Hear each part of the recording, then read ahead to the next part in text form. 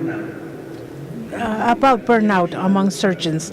Has anything been done for medical oncologists or radiotherapists? Because we too have our own story there. Is that similar?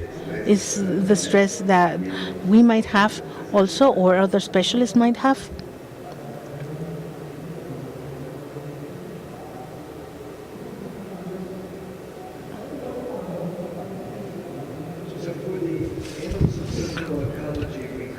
A esto lo llamamos, los cirujanos deben ser educados y deben estar informados sobre el manejo de enfermedad de cáncer, incluyendo atención multidisciplinaria. Deben entender como parte de su práctica las indicaciones, riesgos y beneficios de todos los tratamientos de oncología, sea quimioterapia, terapia dirigida o terapia de radiación o oncología reconstructiva. Entonces, todos nosotros deberíamos pensar en una manera multidisciplinaria. En los anales de Surgical Oncology tiene una misión muy importante que hemos citado, y es la promoción de la información sobre atención multidisciplinaria sobre los pacientes quirúrgicos, quienes son atendidos por oncólogos y radiólogos. The question was in regards to the burnout among other professions, not only oncologists. When we started all of our approaches with the SSO, what have you seen? What do you suggest for later on so that we can reach these agreements, how to capitalize on them? Good afternoon, everybody. First of all, I would like to thank you for this invitation. It's promising to see that if in the world there is someone to build walls, there are many people that want to build bridges. This is an excellent bridge. I congratulate you. I congratulate the current board of the association for this panel. I want to thank Dr. Klimback, Dr. Bach, because this is an opportunity for Mexico, for those of us that do oncology, for those of us that are training or are being trained in oncology, to break away from paradigms and understand that the current border is limited only by how much I want to continue doing it. This is of importance when we are living through an era of change in which these paradigms are being broken, and if we focus on oncological surgery, maybe the great changes that we have had historically, from that radical, ultra radical concept to the concept of sparing surgery or minimally invasive surgery, I think that the best time is here for surgery, for oncologist surgeons, which is going to be individualized surgery. In this concept, we also have to break away with traditional paradigms of education for our young trainees and medical oncologists. And we must also understand that they also have a different view of this process. In which way then can we build these bridges so that we can promote this innovative spirit, the scientific spirit, among our young physicians? And of course, how are we going to be disruptive in order to understand that the new modalities of treatment will lead us to an individualized surgery, which of course is going to have very peculiar characteristics that we must continue to promote, and that is grounds for the future and current research in the field of surgery.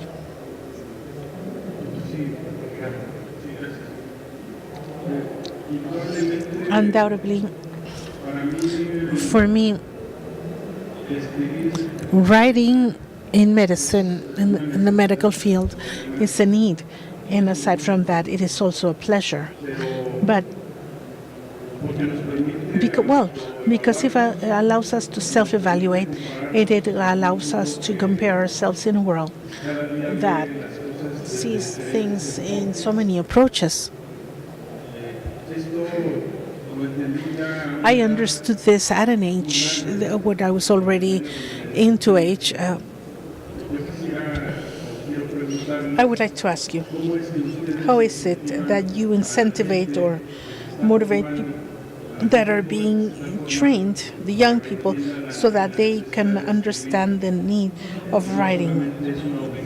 It's not only an obligation, but that it should be taken with pleasure or with joy as part of doing the medicine would be. It doesn't mean that we are only going to be researchers. It's rather part of the medical profession. How do you do this? How can you incentivize people that are in school? Excelente pregunta, doctor. Esto es un asunto muy importante y yo creo que el hacer que nuevas personas en oncología, en cirugía, en radiación o en otros campos, hay que pensar en dos cosas. Uno es que ellos tienen obligación como parte de su profesión el dar buena atención médica a los pacientes, pero también enseñar a otros a partir de su propia experiencia, sea en la enseñanza académica o sea en algo que sea escrito en artículos médicos. Parte es la manera de pensar que tenemos de pensar. Él escribe como una habilidad de investigación. No todo el mundo se siente cómodo al escribir, particularmente en el primer borrador. Es por eso que cuando se tienen mentores para guiarles a través de este trabajo del manuscrito, como en cualquier habilidad, mientras más se hace, serán mejores y más eficientes. La segunda cosa que quiero decir de esto va al comentario del doctor de la Garza. Debemos entrenar a todos los médicos jóvenes que están atendiendo a pacientes de cáncer para que primero sean oncólogos y entonces las otras especialidades segundas, porque el denominador común es que se está tratando al paciente. Tenemos que dar la atención multidisciplinaria y si debemos asegurarnos que los cirujanos jóvenes entiendan que cada vez más en el futuro la cirugía no será el primer tratamiento. Entonces ellos deben comprender cuándo conectar con oncología médica, lo que se llaman nuevas terapias adyuvantes o nuestros...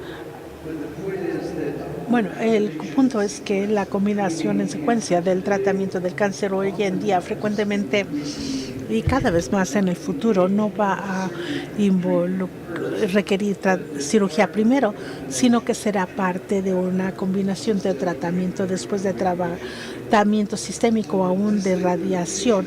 Lo mejor para el paciente es una perspectiva integrada o combinada de aquellos que han pasado por un diferente entrenamiento y pueden ver el mundo a través de un lente diferente, pero de manera colectiva podremos sacar la mejor combinación y secuencia de tratamiento para cada paciente individual.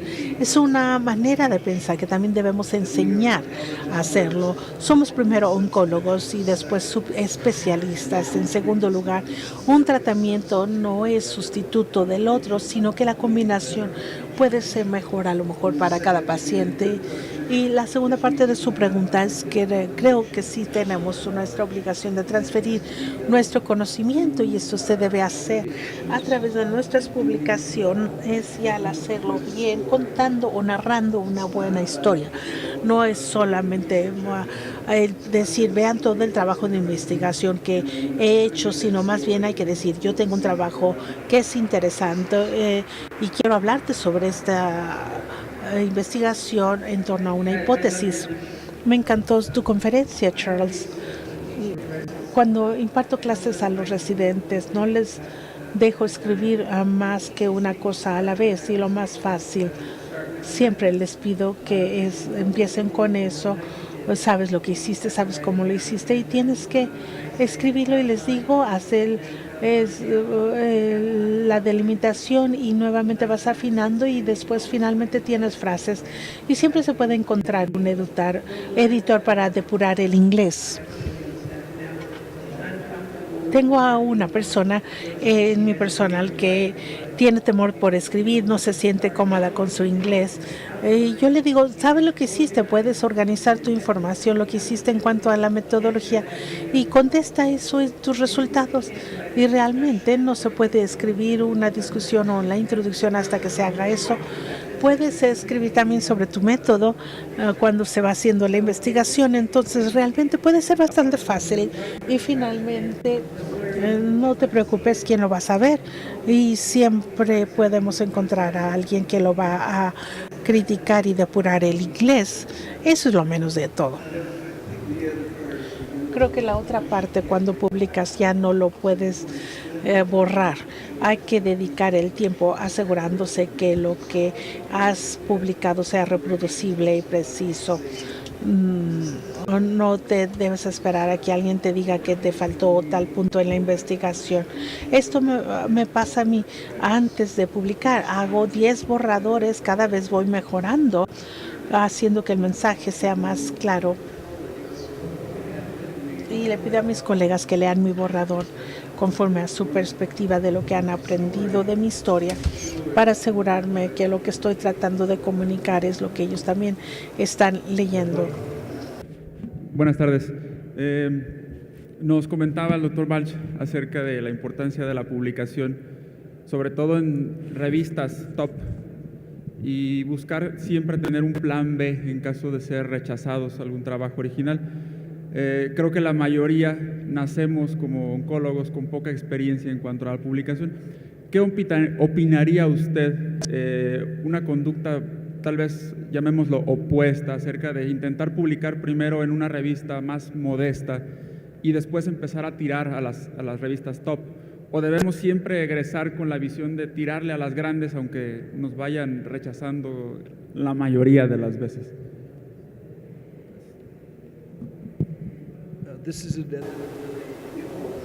Este es un punto realmente importante. A veces se lleva una persona senior de tu departamento o alguien que esté trabajando contigo para que te diga qué tanto originalidad o significancia tiene tal trabajo.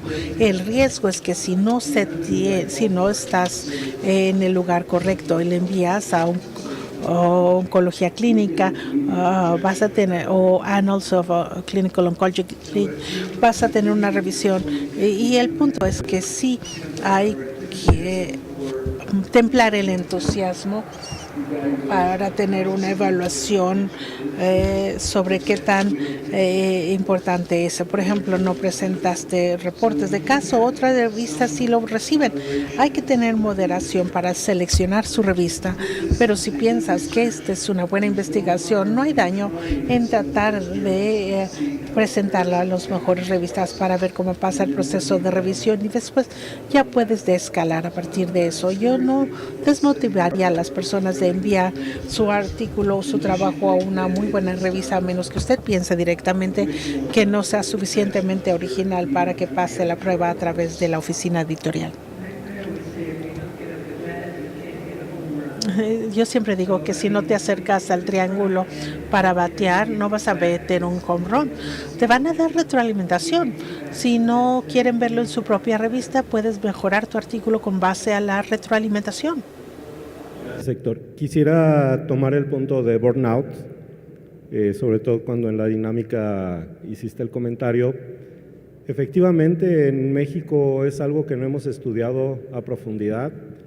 Existe ya datos del Instituto Mexicano del Seguro Social que, como ustedes saben, tiene un enfoque hacia la seguridad social en trabajadores. Y se ha descrito que este síndrome de desgaste se puede presentar hasta en el 53-57% de los trabajadores en general. Evidentemente nos falta profundizar para conocer más hacia el área médica, pero ¿qué factores son los que se han definido que están interviniendo en este ambiente laboral de burnout en la condición de seguridad social? Básicamente son la presión propia del trabajo, condiciones económico-financieras, dinámica en el núcleo familia, amigos.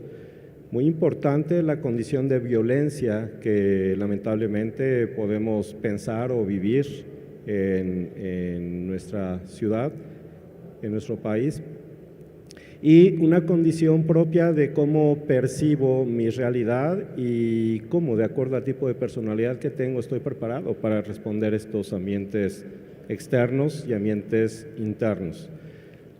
Particularizando hacia el área de la oncología, tenemos un estudio preliminar, también en el IMSS y en el Hospital de Oncología, en donde se estudia las características o la posibilidad de patología que se puede detectar en médicos residentes. Y sorprendentemente no es bajo el porcentaje de patología que podemos estar empezando a diagnosticar. Se cree que un 30% de los médicos residentes en nuestro medio pueden estar sujetos a esta condición de burnout, pero también a condiciones de depresión y otro tipo de alteraciones que van de la mano. Por eso creo muy importante y coincido con tu comentario que tenemos que trabajar muchísimo en el conjunto. Es un área que no hemos explorado y en la magnífica presentación del doctor Balch queda más que bien definido que siendo las personas la parte más importante de las organizaciones, es un activo que tenemos que cuidar y cuidar mucho, porque finalmente son los médicos que posteriormente estarán haciendo los reemplazos de cuadros, sin dejar el enfoque hacia la condición del personal que actualmente labora y que, como sabemos, hay más desgaste no solo en los médicos, también en los grupos de enfermería o en los cuidadores que están junto al paciente, ya sean de carácter social o la misma familia. No hay una fórmula para tratar de salir de una condición de burnout, sin embargo hay recomendaciones que se han emitido. La primera, pensar que no somos superhéroes y entender desde el punto de vista de la oncología que vamos a tener éxitos, pero vamos a tener fracasos y tenemos que estar preparados para ello. Segundo, el colaborar en un medio que favorezca la comunicación y el trabajo en equipo. Tercero, el dedicarnos a cosas diferentes, como lo comentó el doctor Balch, y darnos tiempo para vacacionar, darnos tiempo para oír música, y por eso el valor que también tienen estos congresos, porque aparte de que venimos aquí a aprender, venimos a compartir y el comunicarnos, y eso es también, por supuesto, una condición de evitar el burnout. Y finalmente, el considerar que la labor que tenemos de servicio puede ser desgastante y que tenemos que aprender a dividir claramente las problemáticas que tenemos dentro de los hospitales para dejarla ahí y no llegar a nuestra casa cargando con ella. Gracias. Son comentarios muy buenos e importantes. Creo que la investigación en los últimos 10 o 15 años han demostrado en todas partes que el burnout o el desgaste es prevalente en cada institución médica en el mundo y que paradójicamente sus mejores médicos son los que tienen mayor riesgo. Entonces, por ejemplo, en MD Anderson, a mí se me paga como mentor en desarrollo entre los cirujanos. Es parte de mi cheque. El presidente de MD Anderson recientemente ha dicho que el bienestar de nuestro profesorado y personal está una de las principales 5 estrategias en MD Anderson, porque nos damos cuenta que aquí lo importante es la seguridad del paciente de calidad y como dice usted, esto protege la duración y efectividad del profesorado y del personal. No es solamente algo que debemos hacer, sino que es una responsabilidad corporativa para todos los que están guiando en cada nivel. Deben entender también lo que es la mentoría, el bienestar. Y hay que entender que todos pasamos estos momentos difíciles periódicamente. Está bien y decir queremos ayudarte suficiente para evitar que vayas en una caída. One last question. Aquí en México, cuando egresamos, desafortunadamente no podemos practicar una oncología ideal, ya que carecemos de métodos diagnósticos adecuados o de un plan de tratamiento, y tendremos que ser creativos para tener eficiencia y eficacia. Y podemos generar nuevas estrategias o modificar algunas técnicas, ya sea diagnósticas o terapéuticas. La pregunta es, ¿existe un número mínimo de casos para poder generar una publicación de una modificación a una técnica quirúrgica, a una técnica diagnóstica, para que pueda ser aceptada en estas revistas top?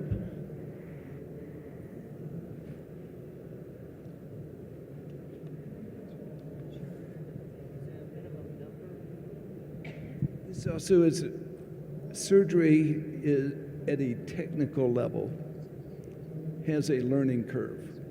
And depending upon the complexity of the operation, it needs to be done with Hecho con monitoreo y asistencia a tal cosa como una biopsia. Sabemos que los resultados dependen de la experiencia, no solamente se hace uno y se hace correctamente. Pienso que nuevos requerimientos del Consejo para la certificación de oncología de Estados Unidos, hay criterios mínimos o de umbrales sobre los procedimientos que se deben, un número de procedimientos que se deben hacer para pasar por el examen escrito y oral. Entonces, el tener una revisión de control de calidad y de desenlaces creo que es importante en cada departamento y en cada sección para asegurarse que cuando nuestros pacientes nos ven a nosotros o a nuestros socios, que los desenlaces de esa situación sea lo mismo a pesar de quién esté tratando el paciente.